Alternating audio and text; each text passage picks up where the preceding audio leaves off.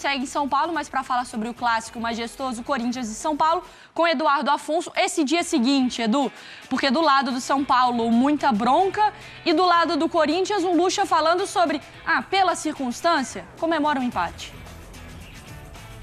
É isso, Mari. Tudo bem com você? Boa tarde ao Bruno, aos comentaristas e ao fã de esporte. Estou aqui na porta do CT Joaquim Grava. Foi uma manhã bem tranquila aqui, até porque o treino é só à tarde, então não tivemos presença de torcida, nada. Olha que coisa maluca, né, Mari?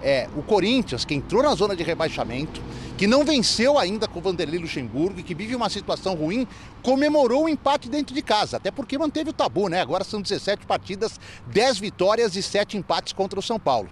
E o São Paulo, que conseguiu um bom ponto fora de casa, que está invicto com o Dorival Júnior, que não perdeu ainda, que há 8 jogos não perde, contando um com o Rogério Ceni, lamentou muito mais pela arbitragem do Bruno Arleu de Araújo e de todos aqueles que estavam ao lado dele nas bandeiras e no VAR, do que propriamente pelo futebol apresentado, que o Dorival disse que o São Paulo fez uma boa partida, teve domínio do jogo, criou as melhores chances, enfim, o futebol não desagradou, mas a arbitragem sim.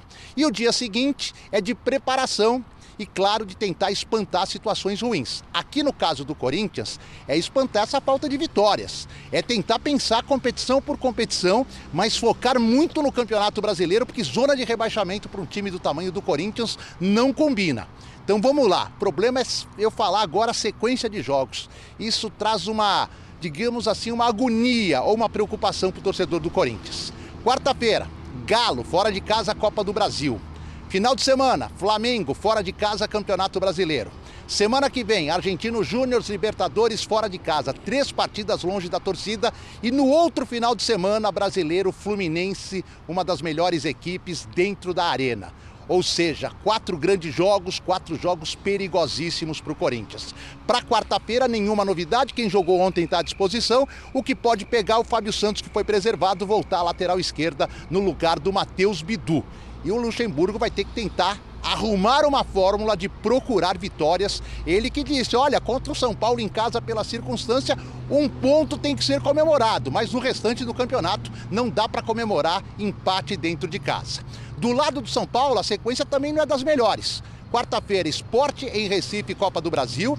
No final de semana, tem jogo contra o Vasco no Morumbi, no sábado. Viaja no domingo para a Venezuela para enfrentar o Puerto Cabello na semana que vem, terça-feira. E depois, no outro final de semana, tem o Goiás no Morumbi. Agora o São Paulo, que com Dorival jogou 5 longe do Morumbi e só 2 em casa, vai ter nos próximos 4 jogos, 2 com 2 viagens longas, mais 2 dentro do estádio do Morumbi, com o apoio da torcida.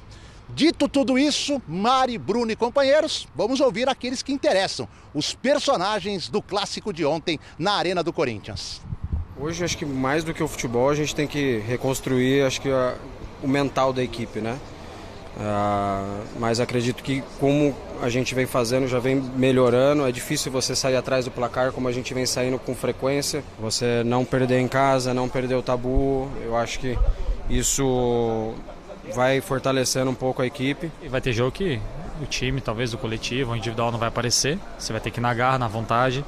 Acho que isso faz parte, o Corinthians pede isso também. Mas acho que todo jogo, jogar assim de uma maneira que, no meu ponto de vista, a gente não está jogando bem, está jogando feio, não está mostrando um bom futebol. Não resta dúvida de que um empate, eu até falei para os jogadores, comemorem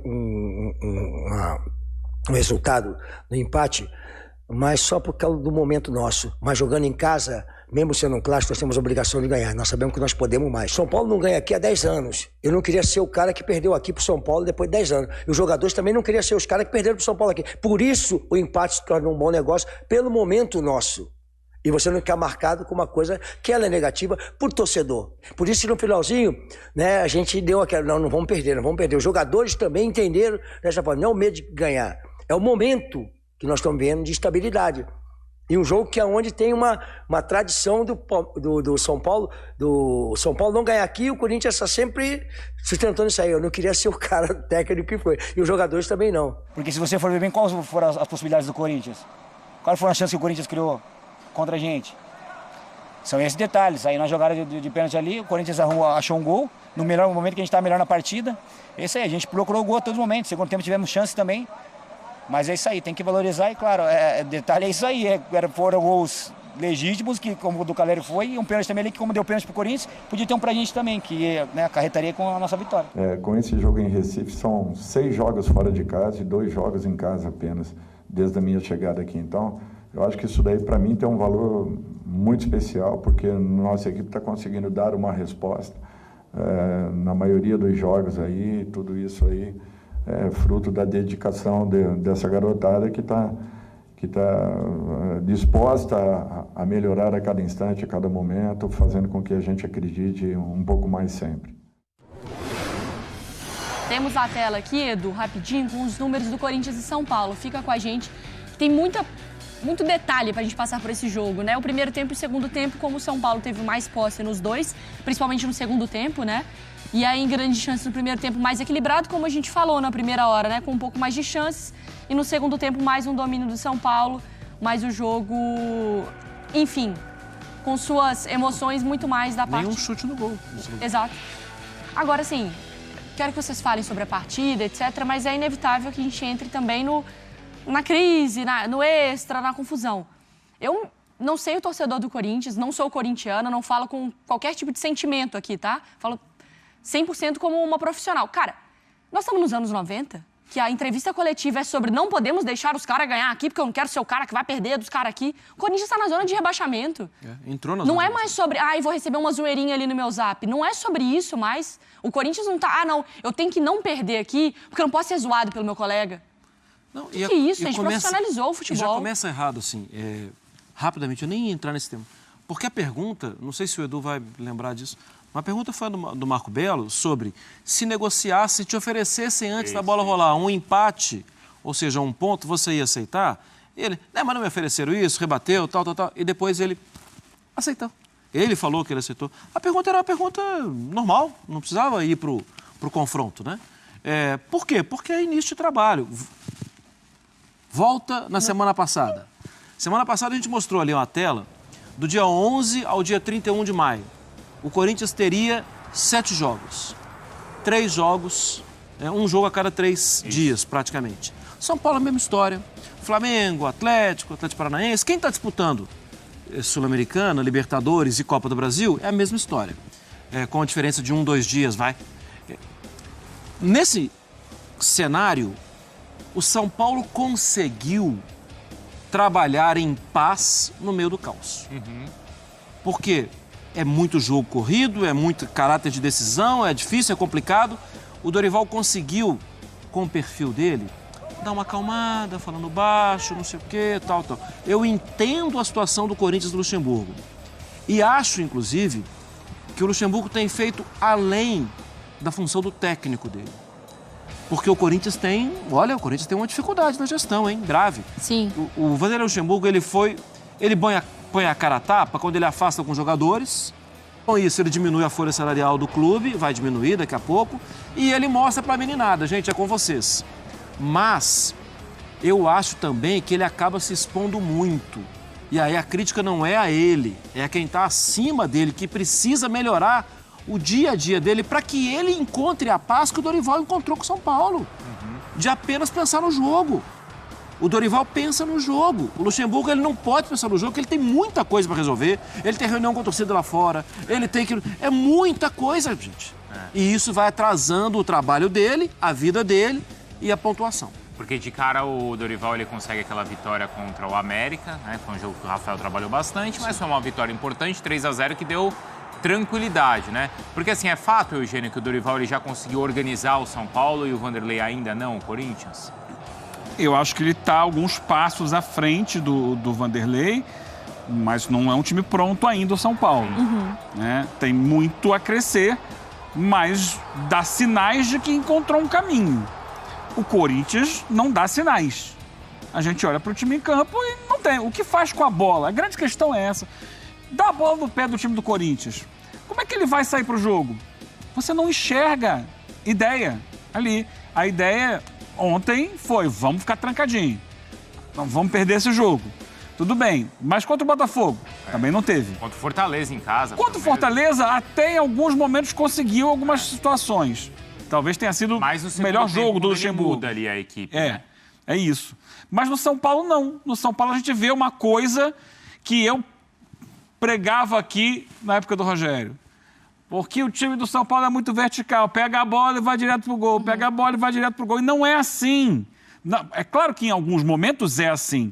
Mas até o São Paulo ontem, uma diferença é que no primeiro tempo ele conseguiu girar mais essa bola e no segundo tempo, com o Corinthians ainda mais recuado, ele ficou batendo no muro o tempo todo. A gente destacou o lance do primeiro gol do jogo, né? O gol do São Paulo. Sim. É um gol que tem 1 minuto e 14 no total de troca de passes. Uma jogada que começa com o goleiro. A bola sai do Rafael. A gente tem imagem aí. Pode ir falando, gente. Todos os jogadores do São Paulo, à exceção do Caleri, tocam na bola, participam da construção. Mas veja que é bem diferente do tal jogo do Rogério de lança a bola pro ataque, seja o que Deus quiser. Ataca de qualquer jeito. Não. Tem a marcação tá pegada, não tem problema. Vamos dar um passo atrás. Às vezes o toque para trás, um passo atrás, gera espaços.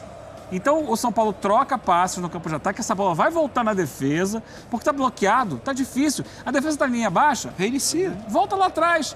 Então vai girar essa bola e é uma coisa que o São Paulo não fez tanto no segundo tempo. Olha só como a bola volta para o goleiro, tira o Corinthians lá de trás. Quando tira o Corinthians lá de trás, você tem espaço para acelerar. E é no espaço para acelerar que o São Paulo encontrou o caminho para o gol. Olha, vem. Vem todo mundo. Era isso que o São Paulo queria, né? Vem. Aqui, quando passar do meio de campo, vai embora.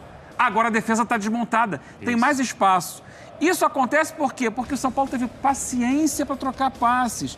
Aí quando aparece lá na ponta o Rafinha para fazer o cruzamento, quando chega na área o Michel Araújo, tudo isso é fruto de uma troca de passes construída. Então aí está o exemplo do que eu criticava no Rogério, que o São Paulo era só pá, mas tem que ir pro gol. Tem que ir pro gol de forma ordenada. Só que isso não foi feito pelo São Paulo no segundo tempo ontem. Então é questão de ir evoluindo nesse sentido. Mas tem um caminho. Você viu que o São Paulo sabia o que estava fazendo com a bola. No Corinthians, a gente não vê isso. E agora, só pensando no brasileiro, antes de chamar o Edu de novo, para a gente falar ouvir o que o São Paulo reclamou da arbitragem, Edu. Pensando só no brasileiro, Flamengo e Fluminense pela frente para o Corinthians, Marra. E tem a Copa do Brasil com o Atlético fora também agora, que é... E aí fora o... Que não é fácil. Fora o Argentino Júnior depois, Libertadores. Sim, é pesado, é muito complicado. Precisaria encontrar essa paz rápido. Eu acho que, inclusive, um elogio... Legal, 2 elogios. Legal ver o Wesley jogar, a forma que o menino poderia ter sentido, depois que aquela imagem correu todos os grupos de WhatsApp do universo, com os atacantes reclamando dele, tentando resolver, e o Vanderlei Luxemburgo banca, e o Vanderlei Luxemburgo está certo de fazer isso, e é comovente a entrega do Roger Guedes em campo. É verdade. Esse não para de correr, esse quer ganhar todas as disputas, ele é a opção... não dá para falar mal do Roger Guedes, tá? Antes de chamar o Edu, então vamos só ouvir o que o pessoal do São Paulo reclamou muito da arbitragem. O Edu... Fala, galera, vamos às notícias do Corinthians. Já se inscreva, aciona o sino, deixa o seu like para você sempre receber os melhores cortes da imprensa esportiva falando sobre o Corinthians. Tá aqui, a situação de Renato Augusto vaza e Corinthians está à beira de tomar decisão. A situação é basicamente a seguinte: dentro do Corinthians...